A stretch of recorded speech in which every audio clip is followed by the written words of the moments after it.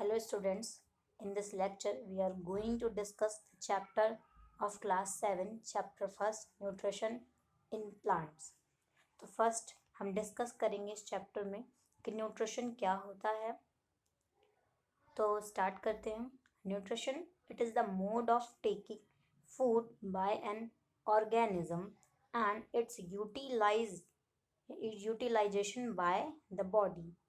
तो न्यूट्रिशन से आप क्या समझते हैं कि it is the mode of taking food. कोई भी ऑर्गेनिज्म जो है वो फूड को टेक करता है। हम फूड खाते हैं, हम सभी लोग फूड खाते हैं, हम सब जानते हैं।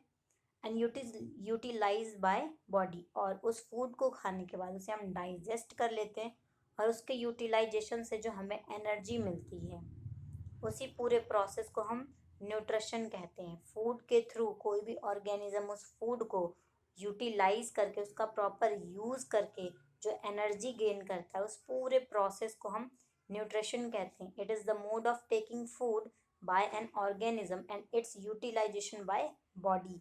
हम किसी भी फूड को लेते हैं, खाते हैं, कोई भी ऑर्गेनिज्म, हम हों, एनिमल हों या अदर कोई भी ऑर्गेनिज्म जो कि फूड को टेक करता है और उसके बाद उसकी बॉडी, जो बॉडी के ऑर्गन्स होते हैं, हमारा डाइजेशन सिस्टम होता है, उस फूड को प्रॉपर डाइजेस्ट करके और अलग अलग ऑर्गन्स में जहाँ भी न्यूट्रिशन की जो इम्पोर्टेंट ज़रूरत होती है उसे वो पूरा करते हैं, उसका यूटिलाइजेशन करते हैं। इस कंप्लीट प्रोसेस को हम न्यूट्रिशन कहते हैं। नेक्स्ट में हम डिस्कस करेंगे what is nutrients. The component of food के वो कॉम्पोनेंट जो क्या करते हैं, हमें एनर्जी देने का काम करते हैं। फूड का वो कंपोनेंट जो हमें एनर्जी देने का काम करते हैं या हमारी बॉडी को नरिश करते हैं, हमारी बॉडी को नरिश करते, नरिशमेंट प्रोवाइड करते हैं to the our body.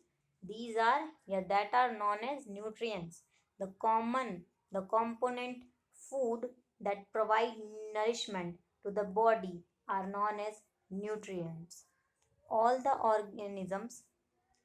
organisms take food and utilize it to get energy for the growth and maintenance of their bodies. हम सब फूड खाते हैं, फूड से हमें एनर्जी मिलती है और उस एनर्जी का यूज़ करके बॉडी की मेंटेनेंस के वर्क को कंप्लीट किया जाता है। ग्रोथ के लिए फूड या न्यूट्रिएंट्स बहुत ज़रूरी होते हैं और इनसे हमें एनर्जी मिलती है और उस एनर्जी का यूज़ करके हमारी बॉडी में हर एक एक्टिविटी को मेंटेन किया जाता है। चलना फिरना, बॉडी की ग्रोथ, ये सब हम एनर्जी की उपस्थिति में ही कर पाते हैं। जब हमारी बॉडी में एनर्जी होगी तभी हम ये सारे ग्रोथ और अदर मेंटेनेंस के वर्क को कर पाएंगे। जो ग्रीन प्लांट्स होते हैं वो अपना फूड खुद बनाते हैं। Green plant synthesize their food themselves by the process of the photosynthesis. They are autotrophs. तो इस चैप्टर में हम कई सारे मोड होते हैं न्यूट्रिशन के, अलग अलग तरीके के ऑर्गेनिजम्स अलग अलग मोड से न्यूट्रिशन को गेन करते हैं। जो ग्रीन प्लांट्स होते हैं वो फोटोसिंथेसिस प्रोसेस के थ्रू अपना फूड खुद बनाते हैं, इसीलिए उन्हें हम ऑटोट्रॉपस कहते हैं। फोटोसिंथेसिस प्रोसेस क्या है इसके बारे में जानेंगे। Green plants prepare their own food with help of carbon dioxide and water taken from the environment in the presence of sunlight, called chlorophyll, found in the green plants for the manufacture of food. तो green plants photosynthesis process को कैसे करते हैं? Green plants अपना food खुद बनाते हैं with the help of carbon dioxide, जो कि उन्हें एनवायरनमेंट से मिल जाती है। वाटर, कोई भी गार्डनर वाटर देता है या फिर प्लांट्स खुद भी अपने लैंड से, हमारे ज़मीन के नीचे पानी होता है ना, तो उस पानी को जो हमारे प्लांट्स की या पेड़ों की जड़ें होती हैं, रूट्स होती हैं, वो उसे एब्जॉर्ब कर लेती हैं। तो वाटर वहाँ से टेक करते हैं एनवायरनमेंट से, और एनवायरनमेंट से और उन्हें सनलाइट की ज़रूरत होती है। विदाउट सनलाइट फोटोसिंथेसिस प्रोसेस नहीं हो सकता। तो इसीलिए in the presence of sunlight और क्लोरोफिल होना, जो ग्रीन प्लांट्स होते हैं, ग्रीन प्लांट्स का ग्रीन कलर होता है क्लोरोफिल की प्रेजेंस की वजह से।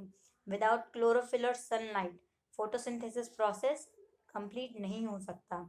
जो क्लोरोफिल होता है वो ग्रीन प्लांट्स के अंदर होता है और उनका ग्रीन कलर क्लोरोफिल की प्रेजेंस की वजह से ही होता है।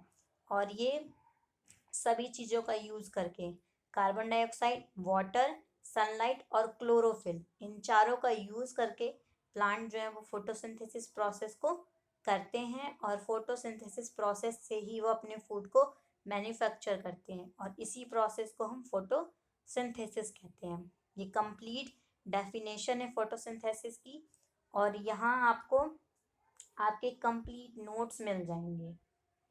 देखो ये आपके नोट्स हैं कंप्लीटली।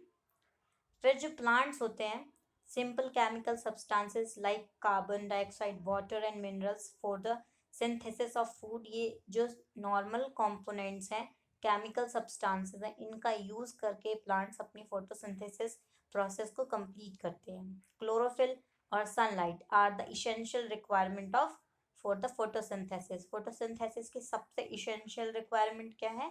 क्लोरोफिल और sunlight. Without these both things जो ये प्रोसेस है फोटोसिंथेसिस वो नहीं हो पाएगा।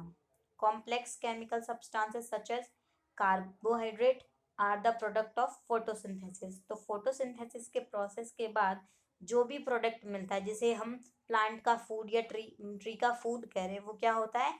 कार्बोहाइड्रेट। हमारी बॉडी में भी जब हम फूड लेते हैं और उसे यूटिलाइज करते हैं तो जो प्रोडक्ट हमें मिलता है आफ्टर यूटिलाइजेशन ऑफ फूड वो भी कार्बोहाइड्रेट्स ही होते हैं। कार्बोहाइड्रेट जो होते हैं वो एनर्जी के मॉलिक्यूल्स होते हैं और फोटोसिंथेसिस के प्रोसेस में भी जो फोटोसिंथेसिस प्रोसेस करने के बाद रिजल्टेंट में हमें जो प्रोडक्ट मिलता है वो भी क्या होता है? कार्बोहाइड्रेट होता है और उस कार्बोहाइड्रेट एनर्जी मॉलिक्यूल का यूज करके प्लांट अपने सारे वर्क को, अपने सारे प्रोसेस को करते हैं।